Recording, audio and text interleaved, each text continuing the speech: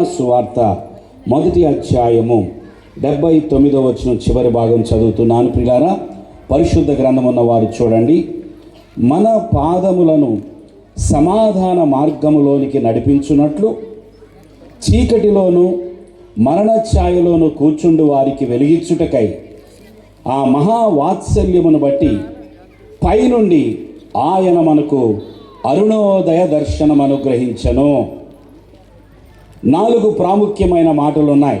ప్రియులారా, ఒక్కొక్క మాట గురించి కనీసం 1 గంట చెప్తే కానీ దాని యొక్క అర్థము బయటికి రాదు. అయినను ఈ సమయమందు నేను ఒక్కొక్క మాటను 5 లేదా 7 నిమిషాల్లో చెప్పి ముగించాలనుకుంటున్నాను. 4 మాటలు ఇక్కడ గ్రహించండి.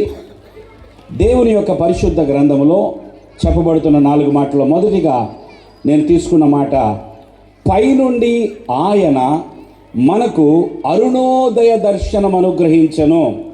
పిల్లరా, గ్రహించండి. పైనుండి మనుషులందరికీ ఒక అరుణోదయ దర్శనం. చూడండి, అరుణోదయం అంటే ఇష్టపడని వారు ఎవరైనా ఉన్నారా? ప్రతి దినము మనకి అరుణోదయము కలుగుతూ ఉన్నది. ప్రతి ఉదయమును బట్టి మనము సంతోషిస్తూ ఉన్నాం. ఈ రాత్రి ఈ కూడిక అయిపోయిన తర్వాత మనమందరము విందు ముగించుకొని ఇంటికి వెళతాం, రెస్ట్ తీసుకుంటాం.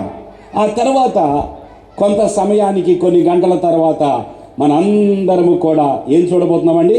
అరుణోదయం. అందరూ చెప్తారా మాట? అరుణోదయం. అరుణోదయం అనేది ప్రతి మనిషికి ఆశీర్వాదము. చూడండి, రాత్రి గడవకుండా అలాగే 2 రోజులు ఉండిపోయింది అనుకోండి, రాత్రే ఉందనుకోండి, ఎలా ఉంటుందండి మన పరిస్థితి? చాలా ఇబ్బంది. రాత్రి అనేది కొంత సమయమే, మనము విశ్రాంతి తీసుకునే సమయం. అది రాత్రిగానే ఉండకూడదు. రాత్రి మరలా మారి అరుణోదయము కావాలి కదండి. చూడండి, యేసు ప్రభు గురించి వింటుండగా ఈ మాట గుర్తుపెట్టుకోండి. యేసు ప్రభు పైనుండి వచ్చి ఉన్నాడు. ఎక్కడి నుండి అండి? పైనుండి. ఎక్కడికి వచ్చి ఉన్నాడు? మానవుల మధ్యలోనికి. సృష్టికర్త అయిన దేవుడు సృష్టిలోనికి ప్రవేశించాడు. అంటే దాని అర్థం ఏమిటంటే, దేవుడు ఉన్నవాడు. ఆయనకి జన్మదినం ఏంటండి? క్రిస్మస్ అనగా మరి ఆయన నమ్మిన బిడ్డలందరూ జన్మదినాన్ని జ్ఞాపకం చేసుకుంటున్నారు. క్రిస్మస్ అంటే క్రీస్తుని ఆరాధించుట. ఎందుకు ఆరాధించాలంటే ఆయన మనుష్యుల కొరకు జన్మించాడు అంటే అదే ఆయనకి ఆరంభము కాదండి. ఆయన ఉన్నవాడు. ఆయన ఎవరండి? ఉన్నవాడు, ఉండువాడు. ఎప్పటి నుంచి ఉన్నాడో, ఎప్పటి వరకు ఉంటాడో ఎవరికి తెలియదు. అందుకే ఆయనకి మరొక పేరు ఉన్నది. ఆయనే ఆదియు అంతము. అందరూ మాట చెప్తారా? ఆదియు అంతము అయి ఉన్న దేవుడు. ఆయన పైనుండి వచ్చి ఉన్నాడంట. పైనుండి అరుణోదయ నక్షత్రము లేదా అరుణోదయ దర్శనం అనుగ్రహించెను. మనము ప్రతిరోజు పొద్దున్నే మన ఇంట్లోకి ఒకటి రావాలని కోరుకుంటాం. ఏంటది? సూర్యుని వెలుగు. చెప్పండి అందరూ, ఏమి రావాలి? పొద్దున్నే లేచి తలుపులు తీసేస్తాం, పొద్దున్నే లేచి కిటికీలని తీసేస్తాం. ఎందుకో తెలుసా? అరుణోదయమై ఉన్నది. ఆ వెలుగు లోపలికి రావాలి. వెలుగు కోసం మనము ఉదయాన్నే ఎదురు చూస్తున్నాము కదా. ఈ లోకానికి అరుణోదయం అంటే మానవ జీవితానికి ఒక అరుణోదయం అనుగ్రహించటానికి యేసు ప్రభు పైనుండి దిగి వచ్చి ఉన్నాడు. అందుకే బైబిల్లో ఏమన్నదో తెలుసా? పైనుండి ఆయన వచ్చి ఉన్నాడు అనే మాట గురించి ఆలోచిస్తే, పైనుండి వచ్చువాడు అందరికీ పైనున్నవాడు. చప్పుడు కొడదామా? పైనుండి వచ్చువాడు ఎవరంట? అందరికీ పైనున్నవాడు. భూమి మీద నుండి వచ్చేవాడు భూసంబంధి అయి భూసంబంధమైన సంగతులను గురించి మాట్లాడును. పైనుండి వచ్చేవాడు మాత్రమే పైనున్న సంగతుల గురించి, పరసంబంధమైన విషయాల గురించి మాట్లాడగలడు. యేసు ప్రభు చెప్పిన బోధలు అనేకమైనవి ఉన్నవి. ఆయన నోటిలో నుండి వచ్చిన ప్రతి మాట ఈ మానవ జీవితానికి ఎంతో ఆశీర్వాదాన్ని తీసుకొచ్చే మాటలున్నాయి. ప్రియులారా, యేసు ప్రభు గురించి ఇంకొక మాట వ్రాయబడి ఉన్నది. ఆయన తన గురించి తాను మాట్లాడుకుంటూ ఏమన్నాడంటే, అప్పుడు ఆయన, యోహాను సువార్త 8:23లో, అప్పుడు ఆయన, మీరు క్రింద వారు, నేను పైనుండి వాడను, మీరు ఈ లోక సంబంధులు, నేను ఈ లోక సంబంధుడను కాను. ఇది ప్రభు చెప్పిన మాట అండి. ఆలోచిస్తున్నారా? అందరు నా వైపు చూడండి. ఏమన్నాడంటే ఆయన, మీరు కిందవారు, నేను పైవాడను, నేను పైనుండి వాడను, మీరు ఈ లోక సంబంధులు, నేను ఈ లోక సంబంధిని కాదు. అంటే ఈయన మొత్తం మీద పైనుండి అనగా పరలోకము నుండి భూమి మీదకి దిగి వచ్చాడు. దేవునికి స్తపన కొడదాం. పైనుండి దిగి వచ్చాడు ప్రియులారా. ఈయన పైనున్నవాడు భూమి మీదకి రావడానికి ఆయన ఏం చేశాడో తెలుసా? మొట్టమొదటిగా ఒక దూతను పంపించాడండి. పరలోకము నుండి ఒక దూత దిగి వచ్చి మరియా అనే ఒక కన్యక దగ్గరకు వచ్చి, అమ్మా నీకు శుభము అని చెప్పాడు దూత. దేవుని యొక్క దూత భూమి మీదకి వచ్చి కన్యక అయిన మరియ దగ్గరకు వచ్చి నీకు శుభము అంటే ఆమె అన్నది కదా, ఏంటా శుభవార్త అని అడిగింది. అడిగినప్పుడు ఆ దూత ఏమని చెప్పడం జరిగిందంటే, అమ్మా నీవు గర్భము ధరించి కుమారుని కందువు. బాగా వినాలండి, మీరందరూ సహకరించాలి. నీవు గర్భము ధరించి కుమారుని కందువు, ఆయన మనుష్యుల పాపముల నుండి మనుషులందరినీ రక్షించును, ఆయనకు యేసు అని పేరు పెట్టుదు అని దూత చెప్పి వెళ్ళిపోదామనే లోపు మరి అంది కదా, అయ్యో అది ఎలా సాధ్యం, నేను పురుషుని ఎరుగని దానను కదా, నేను గర్భము ధరించడం ఏమిటి అని ఆలోచించింది. అప్పుడు ఆ దూత మరొక మాట, పరిశుద్ధాత్మ సహాయమును బట్టి ఆయన నీ గర్భములోనికి ఆత్మదేవుడు, గ్రహించండి, ఆత్మదేవుడు శరీరాన్ని ధరించుకోవడానికి అమ్మా మరియా నీ గర్భములోనికి ఆయన ప్రవేశించబోతున్నాడు. ప్రియులారా, క్రిస్మస్ అంటే సృష్టికర్త సృష్టిలోనికి ప్రవేశించిన దినం. సృష్టికర్త అయిన దేవుడు లేదా ఆత్మస్వరూపి అయిన దేవుడు శరీరమును ధరించుకొని మానవ అవతారం ఎత్తిన దినం. యేసుక్రీస్తు ప్రభువారు ఆయన మానవునిగా అవతారం ఎత్తి ఉన్నాడు. దేవుడైన ఆయన మానవుడిగా రావడానికి కారణం ఏమిటండి అంటే మానవుల ఎడల ఆయనకున్న ప్రేమ. బైబిల్ ఏమని చెప్తుందో తెలుసా? దేవుడు లోకమును ఎంతో ప్రేమించెను. చెప్తారా? దేవుడు ఏం చేస్తున్నాడంట? లోకమును ఎంతో ప్రేమించాడంట. ప్రేమ గల దేవుడు ఈ లోకములోనికి మానవ స్వరూపం ఎత్తి మానవుల మధ్యలోనికి మానవునికి దగ్గరగా రావడానికి ఇష్టపడ్డాడండి. ఎంత అద్భుతమైన విషయం! అంత పైనున్నవాడు క్రిందకి రావడమే కాదు, ఆత్మస్వరూపి అయిన వాడు, సర్వశక్తిమంతుడు, సర్వోన్నతుడైన దేవుడు ఎంత తగ్గించుకున్నాడంటారు? మనం కొంచెం పైన ఉన్నామనుకోండి, ఒక మెట్టు కిందకి దిగండి అంటే దిగుతామా చెప్పండి? అయ్యా కొంచెము మీరేమనుకోకుండా ఇదిగో ఒక మెట్టు కిందకి దిగరండి అంటే, అదే నా స్థాయి ఇది, నా స్థానం ఇది, నా పలుకుబడిది, నా ప్రతిష్టది అని అంటాం కదా. పైన వారు ఎప్పుడు ఇంకా ఇంకా పైకి వెళ్ళాలని చూస్తారు. కానీ యేసు ప్రభు ఏమిటో తెలుసా? పైనున్నవాడు కిందకి దిగొచ్చాడు. చప్పట్లు కొడదాం. ఆయనలో ఉన్న దీనత్వం గ్రహించండి, ఆయనలో ఉన్న తగ్గింపును గ్రహించండి. ఈ రోజుల్లో ప్రియులారా, ఎక్కడుందండి దీనత్వము, తగ్గింపు? ఎదుటివారి ఎడల ఎవరైనా సరే కొంచెం తగ్గించుకుందాం అనుకుంటున్నారా? ఇంటిలో ఎంతో దూరం వెళ్ళొద్దు, ఇంటిలో వారే ఒకరికొకరు తగ్గించుకుంటున్నారా? అబ్బే నువ్వెంత చెప్పండి, మీరు చెప్పండి మిగతాది. నువ్వెంత అంటే నువ్వెంత నేనెంత, ఉంటే ఉండే పోతే పో. కుటుంబాల్లో కూడా భర్త దగ్గర భార్య, భార్య దగ్గర భర్త, మరి తల్లిదండ్రుల దగ్గర పిల్లలు తగ్గించుకున్నారా? దీనత్వం ఉన్నదా?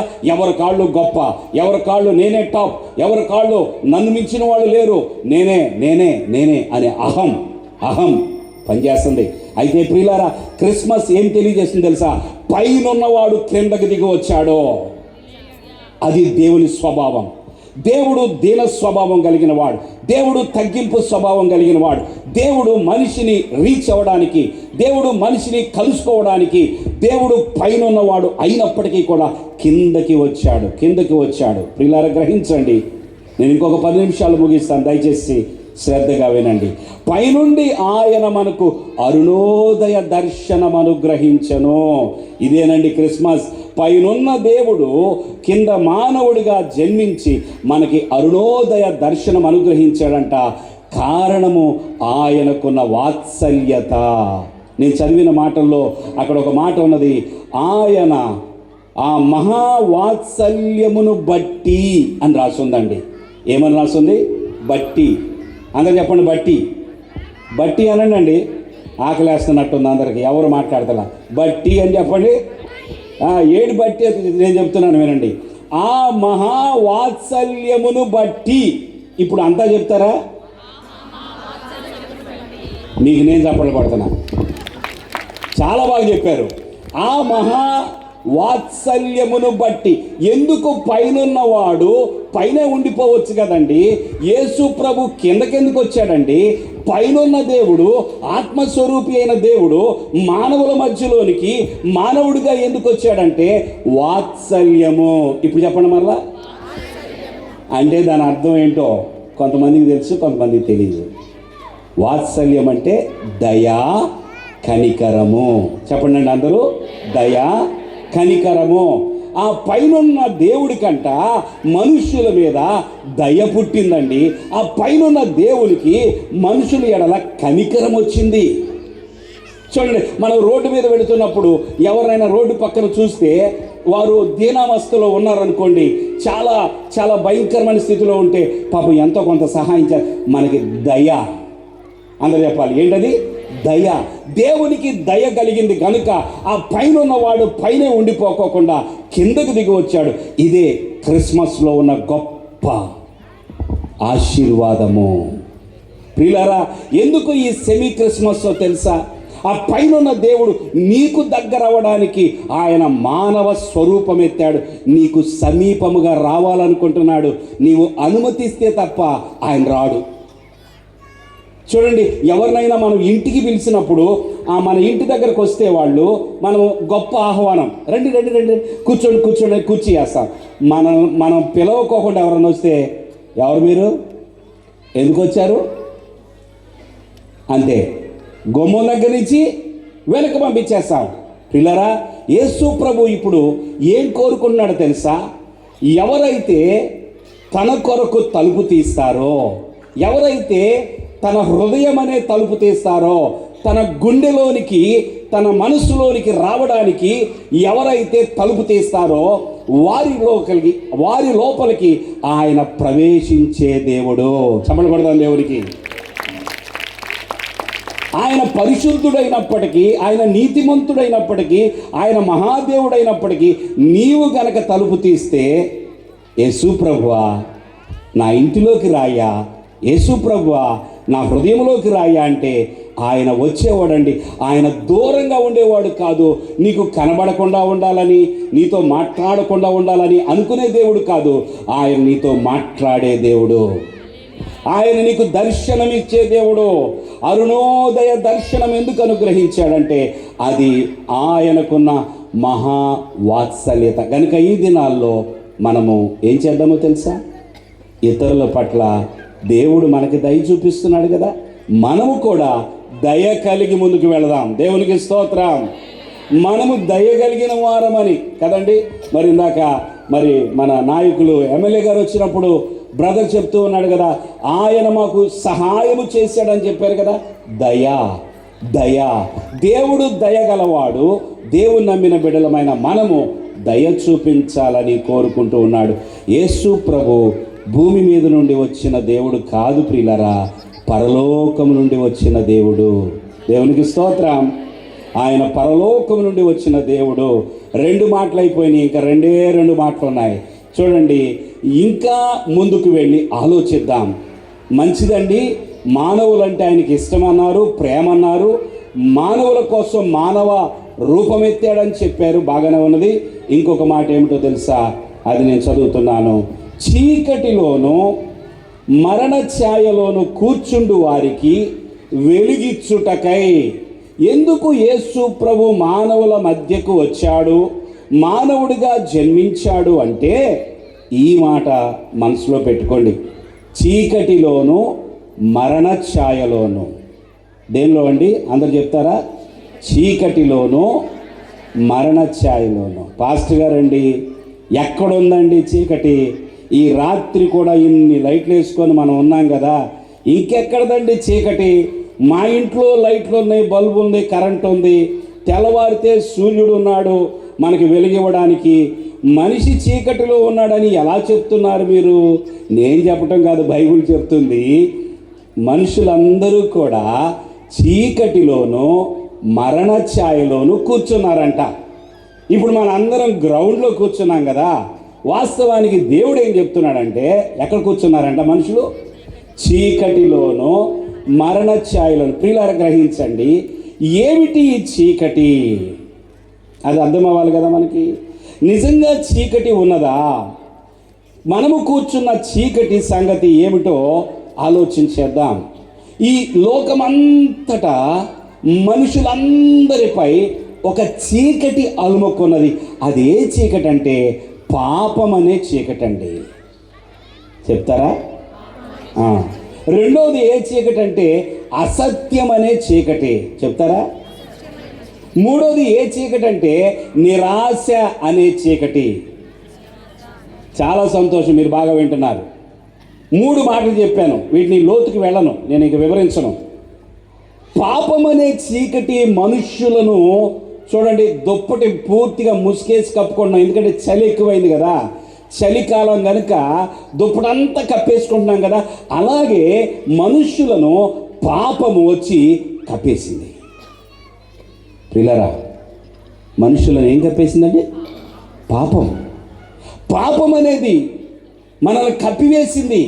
పాపం అనే చీకటి అనేక సార్లు పాపములో ఉండి పాపము చేస్తూ అది తప్పు కాదులే అని అనుకుంటున్నారు అనేక మంది. పాపములో ఉండి కూడా ఇది పాపము కాదులే అనుకుంటున్నారు. అలాంటి వారి కోసమే యేసు ప్రభు ప్రతి పాపమును క్షమించడానికి, మనుషుల పాపాలన్నిటినీ తుడిచివేయటానికి. చూడండి, మీ మీద ఏమైనా నేరాలు ఉన్నాయనుకోండి, మీ నేరాలన్నీ కొట్టేస్తున్నానని కోర్టు వారు చెప్పారంటే మీరు వచ్చి ఇంట్లో స్వీట్లు పంచుతారా? పంచరా? ఏమండి, మీ నేరాలు, మీ మీద ఉన్నటువంటి నేర శిక్ష అంతా తొలగిపోయింది, ఈ రాత్రితో మీరు చేసిన తప్పులన్నిటిని కూడా కోర్టు కొట్టివేస్తుంది, మీ నేరాలు ఇక నేరాలు కాదు అని పూర్తిగా క్లీన్ చిట్ మీకు ఇచ్చారనుకోండి, అందరికీ స్వీట్లు పంచుతాం మనం. ఇప్పుడు క్లీన్ చిట్ ఇవ్వాల్సింది కోర్టు వారి కంటే మించి పైనున్న కోర్టు, పరలోకమందున్న కోర్టు. చప్పట్లు కొడదాం దేవునికి. దేవుడు ఏం చేయాలంటే, నేను నా ఇష్టపూర్వకంగా మీరు చేసిన తప్పిదములను, మీరు చేసిన పాపములన్నిటినీ నేను ఈ రాత్రితో మీరు కనుక నన్ను అడిగితే మీ పాపాలన్నీ తుడిచివేస్తాను. అందుకే మీ మీద ఉన్న చీకటిని తొలగిస్తాను. ఇక చీకటి మిమ్మలను ఏలుబడి చెయ్యదు. అనగా పాపములో మీరు జీవించాల్సిన అవసరత. అంటే తప్పు చేయకుండా ఎలాగండి? అందరూ తప్పులు చేస్తారండి. తప్పు చేయని వాడు ఎవరండి? తప్పు చేస్తూనే ఉండాలా అని మాట్లాడుకుంటున్నాం మనం. ఎంత తప్పది? పాపము, అందరూ పాపులే కదండి. అవును, అదే బైబిల్ కూడా అదే చెప్తుంది. అందరూ పాపము చేసి దేవుడు అనుగ్రహించు మహిమను దేవుడిచ్చే మహిమ ఎందుకు పొందలేకపోతున్నారంట? పాపము చేసి. ప్రియులారా, అటువంటి పాపం అనే చీకటి నుండి మనల్ని బయటికి తీసుకురావడానికి రక్షకుడు అయిన యేసుక్రీస్తు అరుణోదయ దర్శనం అనుగ్రహించాడు. దేవుని స్తోత్రం. ఇక చివరి మాటకి వెళ్ళిపోతూ ఉన్నా నేను. మన పాదములను సమాధాన మార్గములోనికి నడిపించున్నట్లు. అందరూ చెప్పండి, మార్గము. మళ్ళీ చెప్పండి, మార్గము. మన బ్రదర్ ఇంటి పైన, అది చూడండి, లైట్లు వెలుగుతున్నాయి చూసారా? మన బ్రదర్ సురేష్ బ్రదర్ వాళ్ళ ఇంటి దగ్గర ఒక మాట రాసి ఉంటుందండి. యేసు ప్రభు చెప్పిన ఒక మాట. అదేంటంటే, యేసు నేనే మార్గమును సత్యమును జీవమునై ఉన్నాను. అందరూ చెప్పండి 3 మాటలు: మార్గము, సత్యము, జీవము. యేసు ప్రభు ఈ భూమి మీదకి వచ్చిన కారణం ఏమిటంటే, ప్రతి మనిషి యొక్క పాదములను సమాధాన మార్గములోనికి. ఏ మార్గం అంట? To guide our feet into the way of peace. Peace, సమాధానము కలిగిన మార్గము, నెమ్మది ఉండే మార్గము, సంతోషమిచ్చే మార్గములోనికి నడిపించుటకు మార్గమై వచ్చాడు ఆయన. మార్గము చూపించడానికి కాదు. యేసుప్రభు ఏమన్నాడంటే, నేను మీకు ఒక మార్గం చెప్తాను అనలా, నేను మీకు ఒక సత్యాన్ని బోధిస్తాను అనలా, నేను మీకు జీవాన్ని ఇస్తాను అనలా, నేనే జీవం అన్నాడు, నేనే మార్గం అన్నాడు, నేనే సత్యం అన్నాడు. ఆ ప్రభు చెప్పిన మాట మార్గం కనుగొందామండి. యేసు ప్రభుని మన హృదయంలోకి చేర్చుకున్నప్పుడు మనకి వెళ్ళవలసిన త్రోవ, మార్గము కనబడుతుంది. 2 రోజుల క్రితం నేను బెంగళూరు వెళ్ళానండి. నాకు తెలిసిన ఒక స్థలానికి నేను ప్రయాణం చేస్తూ ఉన్నాను. నేనే కారులో డ్రైవ్ చేస్తూ ఉండగా నాకు తెలిసిన ఒక వైట్ ఫీల్డ్ అనే ప్రాంతానికి కేఆర్పురం అనే చోటు నుండి బయలుదేరి వెళుతూ నేను గూగుల్ మ్యాప్ పెట్టుకున్నాను. నాకు త్రోవ తెలుసు. వినండి, ముగించేస్తాను. నాకు మార్గము తెలుసు, కానీ నేను ఏం పెట్టుకున్నానండి? Google map. ఇప్పుడు చాలామంది అది వాడుతున్నారు కదా. గూగుల్ మ్యాప్ చూసుకుంటూ ప్రయాణం చేస్తూ ఉండగా కొంత దూరం వెళ్ళిన తర్వాత నాకు తెలిసిన మార్గం ఏమిటంటే లెఫ్ట్ తిరగాలి. ఇదేంటి చూపిస్తుందంటే స్ట్రైట్గా చూపిస్తుంది. నేను వెళ్ళాల్సిన స్థలానికి నాకు తెలిసిన మార్గం ఏంటంటే లెఫ్ట్, కానీ గూగుల్ మ్యాప్ ఏం చూపిస్తుందంటే స్ట్రైట్గా చూపిస్తుంది. నాకేం చేయాలో అర్థం కాల.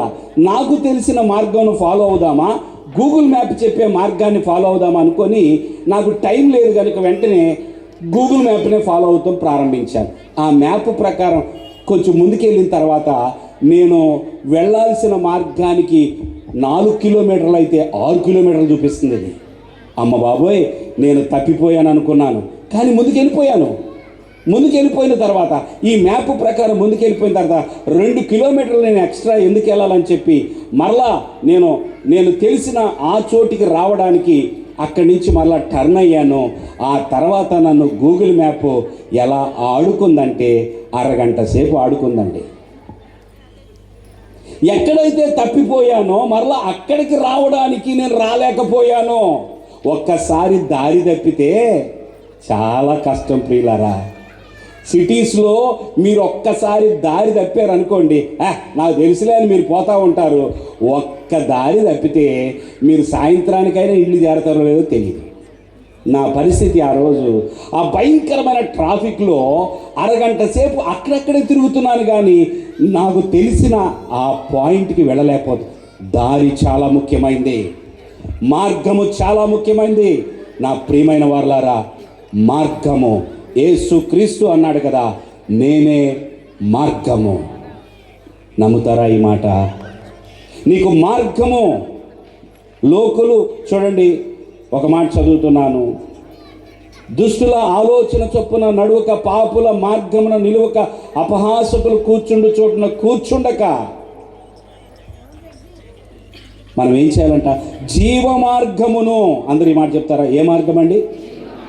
జీవ మార్గమును నీవు నాకు తెలియచేసెదవు. యేసు ప్రభు మన పాదాలను జీవ మార్గములోనికి తీసుకొని వెళ్ళడానికి వచ్చి ఉన్నాడు.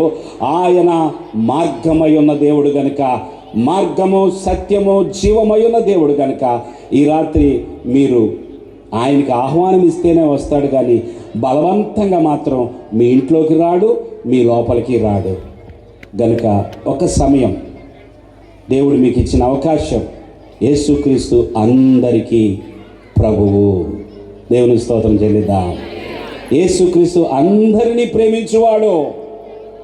ఈయన ఎవరికో సంబంధించిన వాడని దయచేసి అనుకోవద్దు. ఇది మాకు సంబంధం లేదనుకోవద్దు. భూమి మీద ఉన్న మనుషులందరి కోసం ఆయన అరుణోదయ దర్శనం అనుగ్రహించాడు కనుక ఆ ప్రభు గురించి మీరు ఇంకా వినాలి అనుంటే, మీకు ఓపిక ఉంటే మన బ్రదర్కి సురేష్ గారికి చెప్పండి. మీకు వచ్చి కూర్చొని ఆయన గురించిన అనేక విషయాలు బోధించడం సాధ్యమవుతుంది. ఇలాంటి సభలో నేను ఇంకొక అరగంట మాట్లాడానంటే నాకు తెలుసు మీరు ఎవ్వరూ ఉండరని. కాబట్టి మీరు వెళ్ళిపోవడం మాకు ఇష్టం లేదు. మీ అందరి కొరకు ప్రేమ విందు సిద్ధపరచబడింది. కానీ యేసు ప్రభు ఈ రాత్రి మీతో తన మాటలు పంచుకొని ఉన్నాడు. ఆత్మస్వరూపి అయిన దేవుడు మీరు అవకాశం ఇస్తే మీ హృదయంలోకి రావాలనుకుంటున్నాడు. ఒకసారి అందరూ తలలు వంచి కళ్ళు మూసుకొని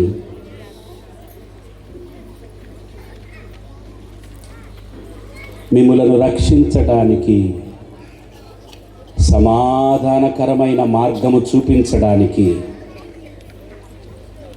మీ ఎడల దయ కలిగి, మనందరి ఎడల దయ కలిగి ఆయన అరుణోదయ దర్శనం అనుగ్రహించాడు. 4 మాటలు క్లుప్తంగా చెప్పాను మీకు. యేసు ప్రభు నీ హృదయాన్ని తడుతూ ఉన్నాడు. ఆయనకి రమ్మంటే ఆయన నీ లోపలికి వస్తాడు. ఆయన ఎందుకో తెలుసా? నీ మీద కప్పబడి ఉన్న పాపమంతటినీ తీసేస్తాడు. నీ మీదున్న శాపం తొలగిపోతుంది. ఒక్కసారి పాపములన్నీ క్షమించబడితే, శాపమంతా తొలగించబడితే ఆయన అనుగ్రహించే రక్షణ నీకు దొరికినట్లే. ఆ రక్షణే రేపొద్దున నిన్ను మరణములోనికి వెళ్ళనివ్వకుండా, అంటే చావులేని జీవితం అంటే ఏంటో తెలుసా? ఈ భూమి మీద కాదు, ఈ భూమిని దాటిన తర్వాత నిత్యము జీవించే జీవితము ప్రభు అనుగ్రహించబోతున్నాడు. మరణ ఛాయలో మనమున్నాం. బయటికి తీసుకురావడానికి ఆయన వచ్చాడు. ప్రభువా నాకు సహాయం చేయి అని నువ్వు అడుగుతావా సహోదరి, సహోదరుడా? ఒక్క మాట, యేసు ప్రభువా, జన్మ కర్మ పాపముతో ఉన్న వ్యక్తిని నేను, నాకు నీ రక్షణ కావాలి. యేసు ప్రభు అనుగ్రహించే రక్షణ ఉచితమైనది. నాకు నీ రక్షణ కావాలి. నా హృదయంలోకి రా ప్రభువా, నన్ను రక్షించు నాయనా, నా పాపములన్నిటినీ క్షమించు. నువ్వు నా కొరకు జన్మించినందుకు నీకు వందనాలు ప్రభువా అని ప్రభువు చెప్తారా? ప్రేమ కలిగిన మా యేసయ్య, కృప కలిగిన మా తండ్రి, ఈ రాత్రి ఈ సభకొచ్చి ఈ సెమీ క్రిస్మస్ కార్యక్రమంలో పాల్గొన్న ప్రతి ఒక్కరిని బట్టి కృతజ్ఞతలయ్యా. నీ మాటలు శ్రద్ధగా విన్నారు ప్రభువా. మార్గము, సత్యము, జీవమై ఉన్న దేవా, ఎవరెవరైతే తమ హృదయములోకి, తమ గుండెల్లోనికి రమ్మని ఆహ్వానిస్తూ ఉన్నారో ప్రభువా, నువ్వు తప్పకుండా వారిని దీవిస్తావు నాయన. నువ్వు తప్పకుండా వారిని బలపరుస్తావు. నువ్వు తప్పకుండా వారికి సంపూర్ణ ఆరోగ్యం ఇస్తావు, స్వస్థతనిస్తావు, నెమ్మదినిస్తావు, ఐశ్వర్యం ఇస్తావు. సమస్త దీవెనలకు, ఆశీర్వాదములకు కారణభూతుడైన దేవా, మీకు స్తోత్రాలు చెల్లిస్తున్నాం. మరలా ఈ లోకానికి నువ్వు త్వరలో రాబోతూ ఉండగా నిన్ను నమ్ముకునే భాగ్యం ఇక్కడ ఉన్నవారికి, ఈ మాటలు విన్న వారందరికీ అనుగ్రహించబడునుగాక. ప్రభువా, మీ హస్తము చాపి వీరందరినీ దీవించమని, ఈ మాటలు హృదయంలో భద్రపరచమని యేసు నామములో అడిగి వేడుకుంటున్నాము తండ్రి. ఆమేన్. అందరం చెప్దామండి, ఆమేన్, ఆమేన్, ఆమేన్.